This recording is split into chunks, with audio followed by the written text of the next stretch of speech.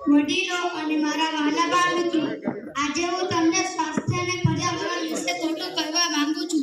આશા છે કે શાંતિથી સાંભળશો. આપણા સ્વાસ્થ્ય અને પર્યાવરણનું રક્ષણ એક સાથે થાય છે.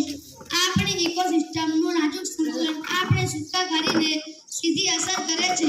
જ્યારે આપણે પૃથ્વી પર આબોહવા પરિવર્તન અને પ્રદૂષણના પરિણામોના સાક્ષી છીએ, ત્યારે આપણા સ્વાસ્થ્ય અને પર્યાવરણની જાળવણી બંનેને પ્રાથમિકતા આપવી મહત્વપૂર્ણ છે.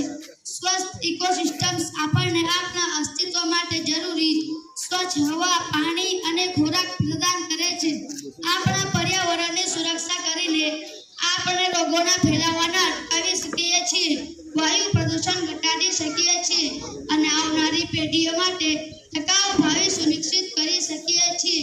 પૃથ્વીના કારભારી તરીકે કામ કરવાની તમામ જીવસૃષ્ટિને ટકો આપતી ઇકોસિસ્ટમનું રક્ષણ અને સંવર્ધન કરવાની આપણી જવાબદારી છે.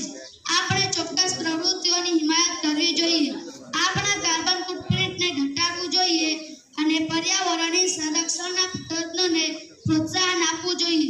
ચાલો આપણે આપણા માટે અને ભવિષ્યની પેઢીઓ માટે એક સ્વસ્થ વિશ્વ બનાવવા માટે સાથે મળીને કામ કરીએ.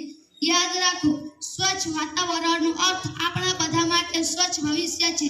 ચાલો હરિયાળા, સ્વચ્છ અને સ્વસ્થ ગ્રહની લડાઈમાં હાથ જોડીએ. આભાર.